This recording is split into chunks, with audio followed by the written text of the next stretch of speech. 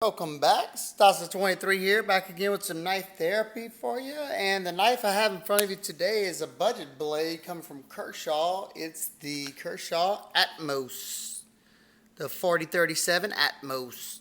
This is a Dmitry Sinkovich design.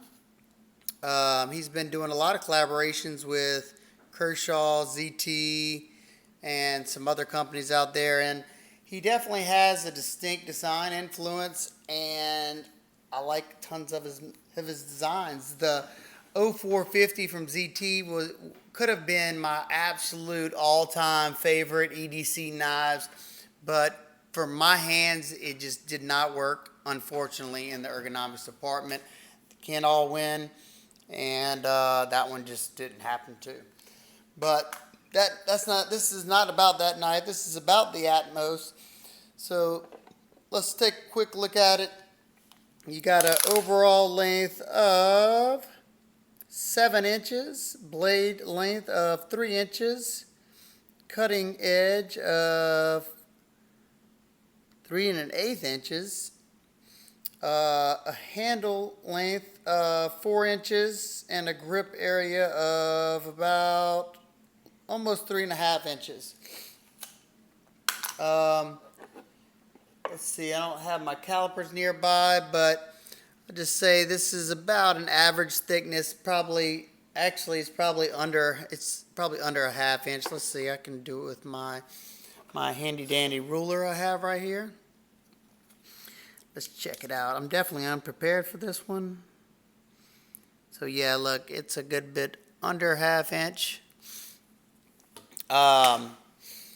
And I'll say the purpose, I think, for this knife is a gentleman's carry. If you want that lightweight jacket pocket carry, definitely want something. If you carry it in your jacket pocket, you don't want it to be weighty.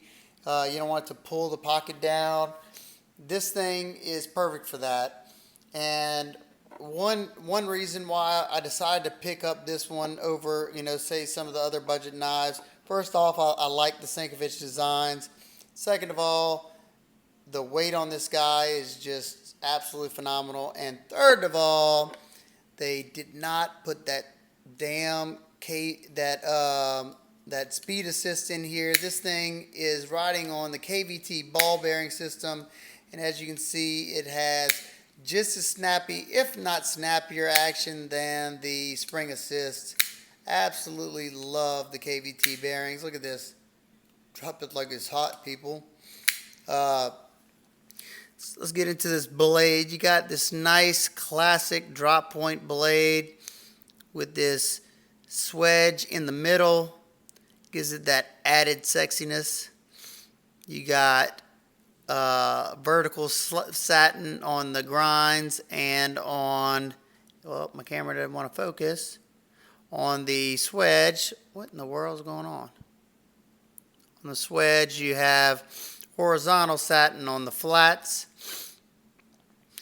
You have fairly, I wouldn't say thin, but not overly thick blade stock. You have a nice deep hollow grind blade. So this guy, and from what I've been cutting, has been very nice and slicey. Let's see. I use this guy a good bit, and I have stropped it up. It's using 8CR 13 MOV, so it's very easy to strop this guy back up. Let's see. Yeah, it's nice and sharp. I think I might have even did a few passes on the Spyderco Sharp Maker. Very, very sharp still. It came sharp out of the box. It's definitely always a bummer when you get a brand new knife that's not sharp out of the box. That makes me want to just throw it in the garbage. The billboarding is just their normal. You got the Kershaw on this side. You got the Sinkovich design, the blade steel, and the model number on this side, and then the China on this side. So there you go, it's made in China. You got jimping up here that it's it's semi-functional. It's not really that grippy. It grips more when I pull my finger this way than forward in the manner that I'd be going with. I don't really pull back on my blade, I guess, whenever I'm pulling through, I guess, but I don't know. I would rather the traction going that way. They're missing in the sharpening choil. That's always a huge pet peeve of mine. Look at that big old smile you have there. And I've seen this the same on a lot of people's in their reviews. They should have, let's see, the plunger line goes right over here. They should have brought that sharpening choil all the way to here to get rid of that wonky grind. It's just going to look more and more terrible as you sharpen this guy, unless you fix it, which I may do that. Let's close this guy up. You have a nice minimal flipper tab, and on these budget models that they use the KVT bearing systems, I've noticed that they've really have been dialing in the detent. Some of them were a little too strong, but it looks like they kind of have figured it out, and they have some nice functional jimping on the flipper tab to do your light switch and push button. That is a perfectly executed flipper tab, if I must say so myself. You can do the light switch, which rockets out, and you get a really nice push button. Both of them work equally as well, so whichever is your favorite, have at it. G10 has some nice facets going around here to give it some nice aesthetics. You see you got a chamfer here, all the way around. So the outside doesn't have doesn't have much of any sharp edges. You have a little bit of sharp edge before you get to this this backspacer. Backspacer is plastic with a geared pattern, and it houses the lanyard loop or hole. You have a T8 Torx on the pivot, a nice decorative pivot there. I like seeing that, especially in your budget models. T6 on your body screws. And look at that, that's pretty nice. You have a little filler tab, so you can flip the clip left or right-handed, tip up, carry only. You also have this carbon fiber overlay on there, nicely done. Can't tell if that's a piece of carbon fiber, which I don't think. I'm sure it's just a small little layer over the top of that. It doesn't matter. It still looks nice. It's not that shiny, stuff that really looks fake. It looks good at the price tag. I don't know if I said this, but I think I got this off of Amazon for $25. And I think on Blade HQ they were $30. So I think it's a pretty good value, especially when you have a designer behind it and it's not an in-house design. I think that price point is fair enough. Let's see, did I miss anything that I wanted to talk about before I get into some of the gripes? Oh, they have a nice deep carry pocket clip, even though they haven't recessed those screws, so sometimes you won't get the full depth of the pocket clip because you'll hit them screws not knowing it, but it completely disappears in the pocket. That's nice to see. And in your slanted pocket, sure, yep, you get that same disappearing act going on. I like this pocket clip. It functions rather well. You do have a good bit of kick up there, though. Whenever I was cutting, I didn't really notice too much in that kick, unless I was really, you can see it right there, unless I was really bearing down. I mean, I could probably fix that, bend it down a little bit. I don't know why they went so high. But let's go into the ergonomics. In this grip, it's pretty good. For your light duty task and stuff like that, it's comfortable enough. I'm gonna touch more on that in my gripes. This grip is okay, but that flare in the pocket clip is catching that finger. The reverse grip is not too bad, but not something I'd ever use. And in this pinch grip, I grip on both sides of that. It's decently comfortable. Let's get a few size comparisons, and I will give you all the weight of this featherweight. First one up to bat is the Ontario Rat Model 2. These two are almost identical in size. Looks like the Rat is, yeah, it's a hair bigger in the handle. Let's see what I have on me. My heavily modified Ontario Carter Trinity. These two are very close, if not identical. These two look dang close. The Trinity might be just a smidget longer. Looks like you got a bigger handle, but you have a bigger blade on the Atmos. Got the Delica 4, Spyderco Delica 4. Delica 4 is a little bit bigger.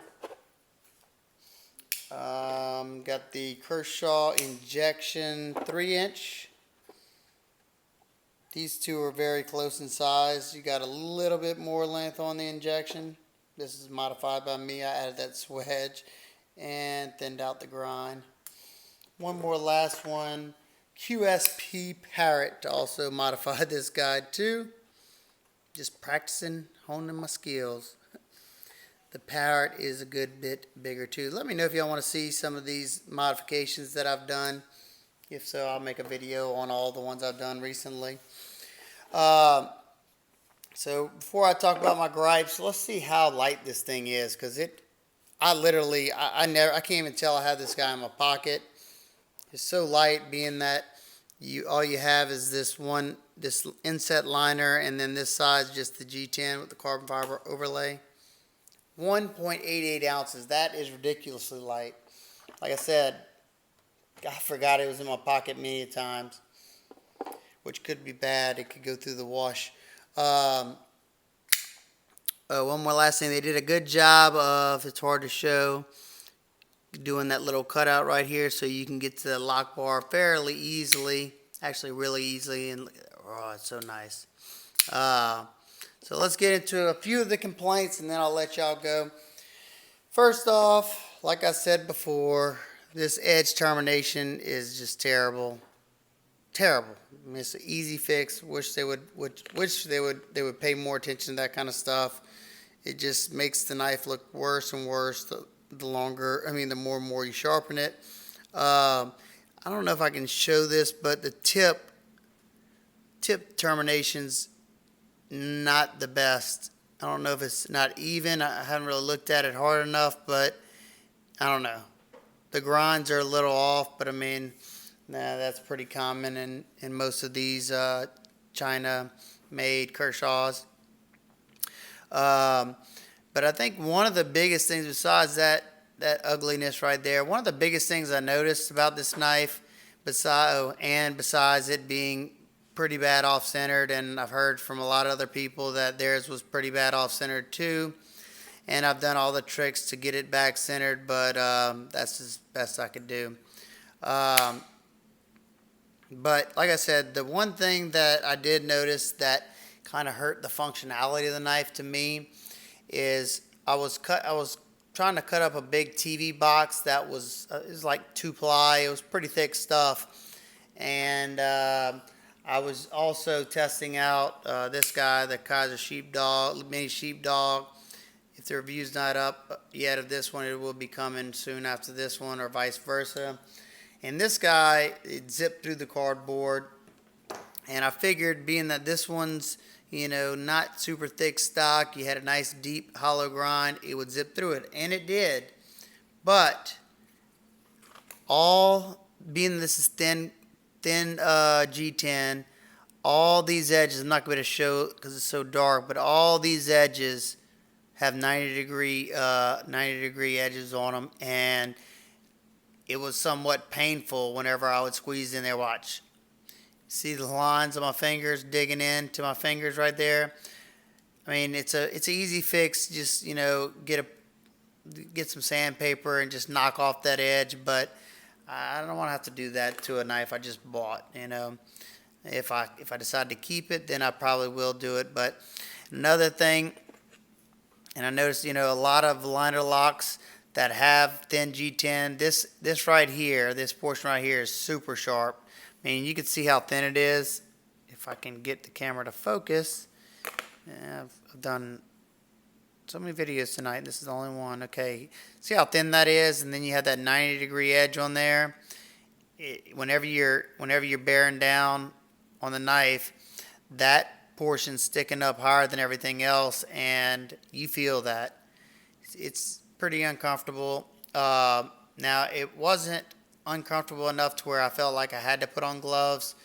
I definitely felt those spots in my hand. When I bear down hard enough, I did feel this spot as well. Like I said before, like I said, this edge termination, that's something that kind of bugged me. And then also, they did a great job on the flipper tab. Excellently executed. That jimping, though, is borderline a little too harsh. After several hundred flips like us knife nuts like to do, it can start wearing on that finger depending on which spot you hit.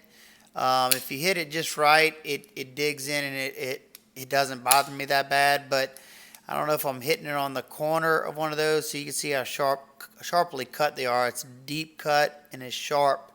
They could have put a bevel along the side, and that would have probably taken care of that issue. I don't know. Just something to mention. It is somewhat sharp. And you have the off-center blade. Even all that said, at $25, for me, it serves the purpose that I wanted it for, as a lightweight gentleman's carry, something I can throw in my basketball shorts, and it's not weighing me down. It's a good slicer. It's attractive. It's got the KVT ball bearings instead of the assisted opening. It's got really good action. I just realized I'm shaking my tripod. It's a good size. You know, it's got a lot of pluses at the $25 to $30 category price tag. So I'm willing to overlook some of these things that I definitely wouldn't overlook on a $100, $100+ knife. Let me know what y'all think about that. What y'all feel about, you know, are these acceptable to you, or, you know, these things that I pointed out, are those deal breakers? Would you not buy the knife because of it? I like to know y'all way of thinking when it comes down to knives like this. Alright, guys and girls, if y'all like this video, give it a big thumbs up. Share it with all your friends and family and your social networks. If you like my videos in general, hit that subscribe button if you're not already. And while you're at it, hit the bell button on side of it so you don't miss a thing, especially creeping up on the 2,000 subscriber marker. And you don't want to miss that giveaway. It should be a cool one. Alright, guys and girls, hope everybody's having an absolute wonderful day, and I'll see you next time. Peace.